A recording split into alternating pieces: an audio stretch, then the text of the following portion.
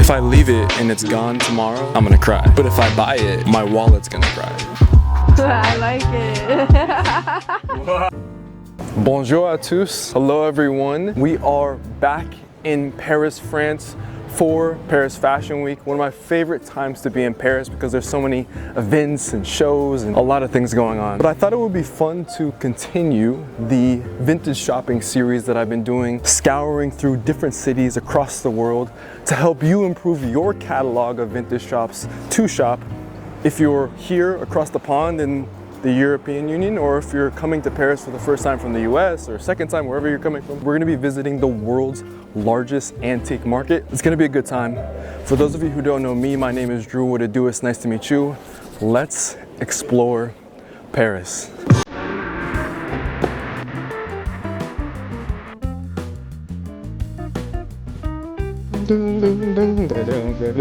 For our first stop on today's Parisian vintage shopping tour, I wanted to take you to one of the most highly rated vintage shops in all of Paris. Thanks God I'm a VIP is a shop with a peculiar name but incredible vintage. And as you'll see, the shop is broken up into 3 distinct retail spaces. The space we are currently in now is menswear, the largest and original space is women's wear, and the final space is a specialty overflow shop that is only open on the weekends. I was particularly impressed with the jackets that they carried, from in amazing condition bombers. So this is an absolutely incredible shop. I'm blown away by all the goodies that I'm seeing. I'm wearing this kind of leather bomber jacket right now. And I'm not sure if I like the jacket because I'm in France. You know, like in France and in Europe, everyone has these like cool leather jackets. And I'm trying to decide whether or not, is this an impulsive like purchase because I'm in France or because I actually like it. And I was just saying I don't even like bomber jackets that much, but this one for some reason is speaking to me. It's speaking to me. To wobbly, really retro styled sweaters. I also really like this exaggerated herringbone zip up. And while this section was categorized as menswear, to my surprise, there were a lot of women that actually popped in and did some shopping as well, which felt really, really cool. The thing that's so great about this shop is the selection. I found really unique pieces that are, right now we're in winter, so I found a lot of wool, I found a lot of jackets, I found a lot of unique vests. These pieces that I feel like they're staples in anyone's closet, but they have that quality to them. Like you saw the Walmart tag, and they have some vintage military stuff that's really unique and interesting as well. What do you think of the shop so far? It's great. I like the way they organize it too by color. Yeah, I agree. It's very like pleasing to the eye. Everything is organized by color. Honestly, that's how I do my closet. Actually, it is how I do. This is how you do your closet? Same. I try at least. Yeah. The other thing I really like about the shop, everything is incredibly clean. It smells good in here, and the customer service is A1. I don't know, they're nice people here, so it's cool. If you happen to be traveling to Paris via train, one of the big bonuses of the location of Thanks God I'm a VIP is its proximity to Gare du Nord and Gare de l'Est. The 10th arrondissement is often regarded as the gateway to Europe because of these 2 iconic and ever-reaching stations. The shop is only about 15 to 20 minutes by foot from each station and only a 5-ish minute subway or metro ride away. What an incredible shop. But we're not done yet. Like I said before, this entire street, a third of the street, is Thanks God I'm VIP shops. On the other side, there's a specialty store. We were just in the men's store, and we're gonna be heading to the women's store next. So we're not done yet. Let's continue. So we realized very quickly that the women's wear store was the store that we should have started with. If you love funky shoes, if you love quirky belts, if you love a good vibe while shopping, then you'll love this space. Undoubtedly one of the best shops we have ever been to. They even have a cafe and lounge section for relaxing in between racks. Another detail that really stood out to me is that the staff here, similar to what we saw in Japan last episode, doesn't just curate incredible vintage, they invest in maintaining the pieces that they find. Thrifting, vintage shopping, buying secondhand is so important because it absorbs some of the problematic conspicuous consumption that the fashion industry is prone to promoting. It also creates solutions for clothing that can still be worn from previous eras. Lauren ended up trying on a few pieces, but I'm not going to spoil what we picked up just yet. I want to save that for the end of the video. Thanks God I'm a VIP. I came into it with high expectations and those expectations were actually met. And we didn't even get to see that third store which had a jacket that you actually liked, Lauren, that you thought was really cool. Really, really nice people as well. I think the actual workers, the shop clerks and the owner who let us film without prior knowledge of our arrival. We had to ask, there were a bunch of no film signs everywhere, but it was fantastic. I'll have more to say kind of in the wrap up of the VO, or I probably already said it. We have another shop that we're going to be heading to, also in the 10th arrondissement, not too far away, called the Archivist. It's a little bit cold. We're getting a little hungry. We might have to grab a baguette or something like that. As far as you're concerned, the next stop is the Archivist. Supposed to be filming. I Third walked in date. with the phone out and they were like, no filming. I didn't even close the door behind me yet. He said, It hurt. get the It hurt out my these heart. streets. My heart. Basically, they said no filming, no photos, no Drew Joyner, unless you tell us beforehand. And you know, I get it, everyone has their procedures, but it shows you I really make these videos just, I don't ever contact anyone, honestly, because I want the authentic, realistic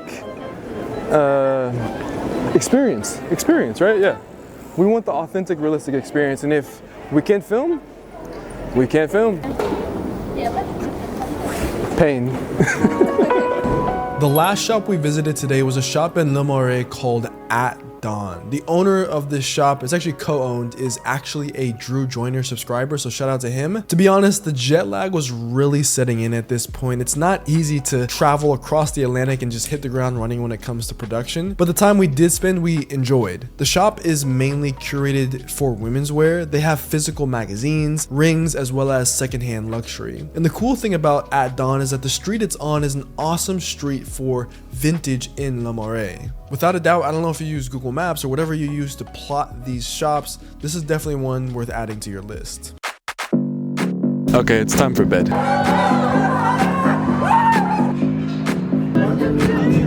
Good night.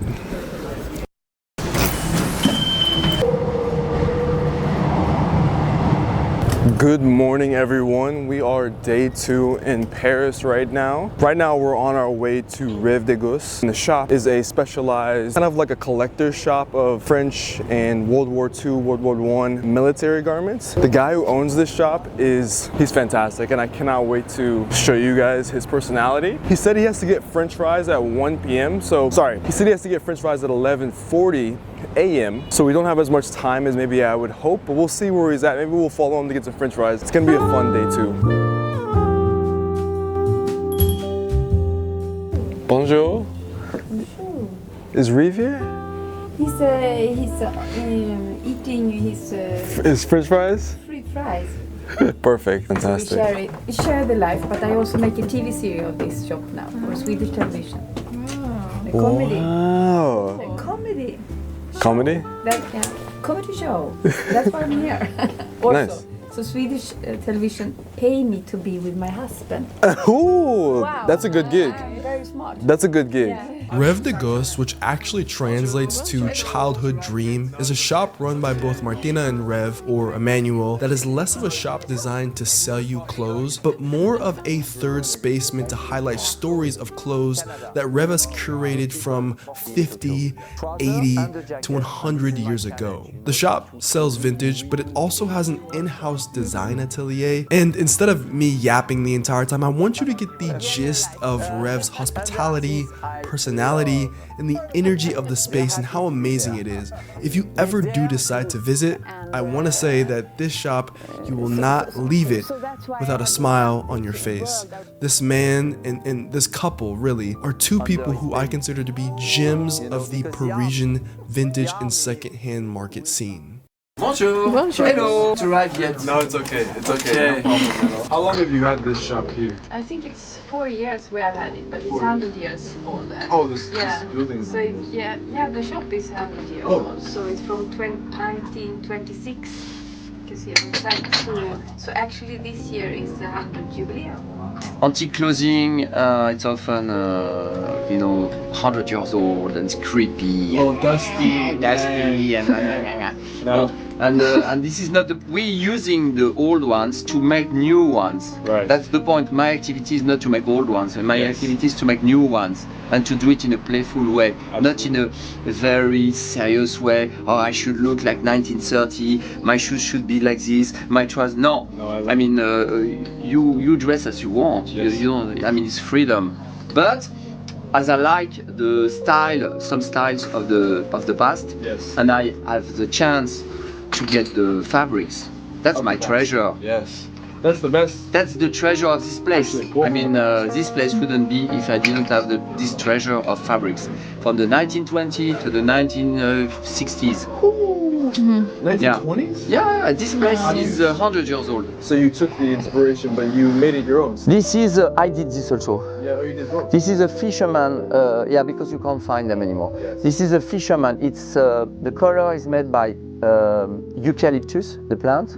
You know, Eucalyptus, wow. Eucalyptus. Yes, Yeah. it's a cold tint. It's like not wax. it's not a warm tint. It's a cold tint, and then it's by fermentation, and then you wax it with beeswax Oh, that's genius. to make it again. so- Yeah. Yeah. They use also linen oil sometimes. You should smell on it because it is quite fun.